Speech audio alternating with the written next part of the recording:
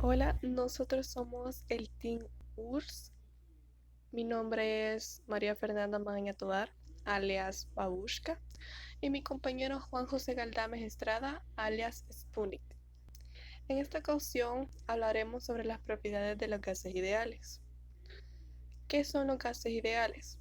Se denominan gases ideales a un gas hipotético o teórico, es decir, imaginario, que estaría compuesto por partículas desplazándose aleatoriamente y sin interactuar entre sí.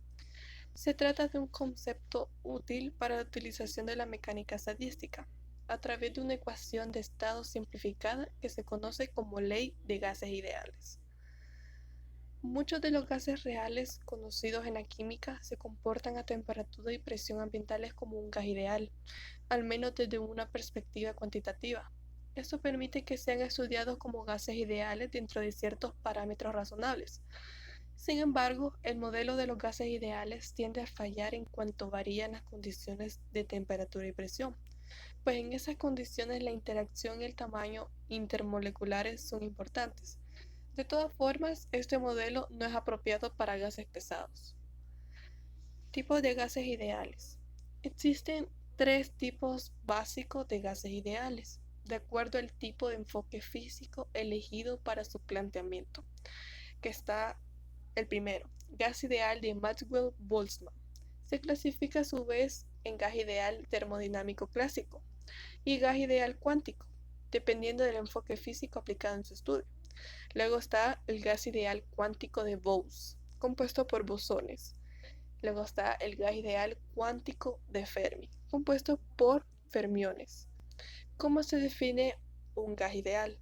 Un gas ideal, como hemos dicho, es una sustancia en estado gaseoso, cuyas partículas se mantienen en un número estable sin efectos electromagnéticos. Su energía cinética es directamente proporcional a la temperatura. Las colisiones entre las moléculas que lo componen entre sí y con el recipiente o contenedor son de tipo elástico, conservando el momento y la energía cinética. Los gases reales se aproximan a este comportamiento ideal solo a temperatura y presión ambiente, cuando se trata de gases monoatómicos. Las propiedades de los gases ideales. Las principales propiedades de los gases ideales son cuatro. Poseen siempre un mismo número de moléculas, no existen fuerzas de atracción o repulsión entre sus moléculas, no existen colapsos entre las moléculas ni cambios en su naturaleza física, como cambios de fase. Las moléculas del gas ideal ocupan siempre el mismo volumen a las mismas condiciones de presión y temperatura. Continuando con lo que dijo mi compañera, tenemos una breve introducción, la cual dice: existe una ecuación llamada la ecuación del gas ideal, que se obtiene al integrar en una sola las ecuaciones estudiadas en temas anteriores. Esta ecuación nos ayuda a describir diversos fenómenos que ocurren en gases con comportamiento real, con una buena aproximación. También nos da una relación en combinación con otras ecuaciones para obtener datos de masa molar y densidad cuando no conocemos el gas en cuestión. Dicha ecuación combina las leyes estudiadas con anterioridad, quedando la siguiente expresión: P por V es igual a N por R por T, donde P es la presión a la que está el gas, V es el volumen del gas, N es el número de moles, R es la constante de los gases ideales y T es la temperatura del gas. En un gas ideal, las moléculas no se atraen ni se repelen entre sí, y su volumen es insignificante, comparándolo con el volumen del recipiente que lo contiene. Tómese en cuenta que este es un modelo hipotético dado que en la naturaleza no existe un gas ideal. Sin embargo, es aplicable a muchos problemas reales ya que los cálculos no se alteran dramáticamente. El cálculo de la constante R. Muchos de los gases reales bajo ciertas condiciones se comportan como ideales. A estas condiciones las llamamos condiciones de temperatura y presión estándar, que son a 0 grados Celsius y una atmósfera. Así R se calcula de la siguiente manera: R es igual a P por V entre N por T, siendo R igual a 8,31 joules sobre moles por Kelvin, donde V es el volumen de un mol de gas ideal a temperatura y presión estándar, cuyo valor es de 22.414, que es un poco mayor que el volumen de una pelota de baloncesto. La ecuación del gas ideal proporciona un mayor entendimiento de los fenómenos donde las variables presión, volumen, temperatura y número de moles, permanecen sin cambio.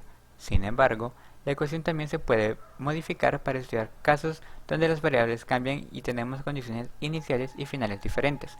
Así, tomando en cuenta estos cambios, tenemos una condición P sub 1 por V sub 1 entre N sub 1 por T sub 1 es igual a P sub 2 por V sub 2 entre N sub 2 por T sub 2.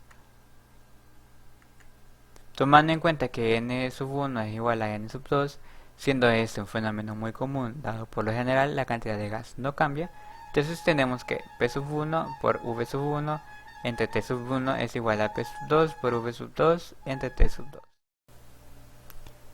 Bien, veremos una simulación sobre los gases ideales. Comenzaremos añadiendo 200 partículas a este contenedor, teniendo nada constante. Entonces, como hemos dicho, la energía cinética dentro del recipiente del gas ideal es directamente proporcional a su temperatura. Esto quiere decir que si tanto nosotros elevamos la temperatura, habrá mayor energía cinética.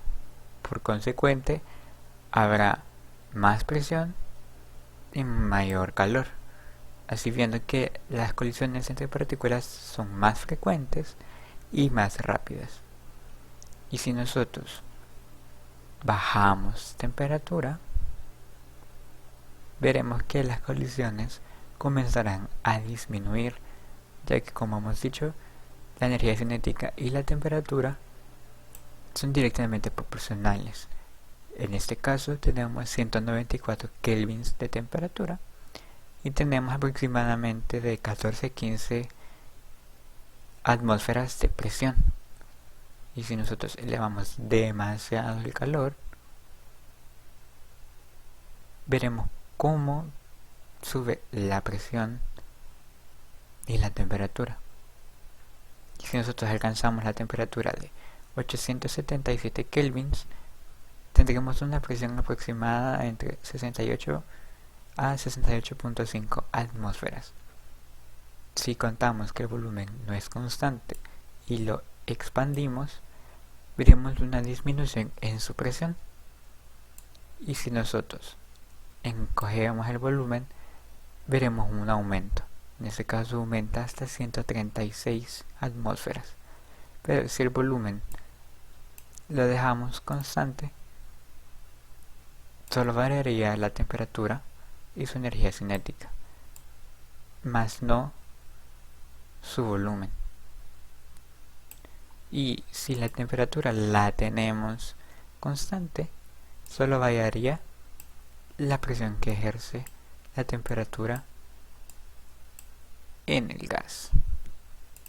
Ahora, si calentamos demasiado el gas y expulsamos repentinamente la temperatura, veremos que comenzará a disminuir, liberando así el gas y dejando menos partículas que se choquen entre sí, liberando así su energía cinética, por lo cual bajará su presión.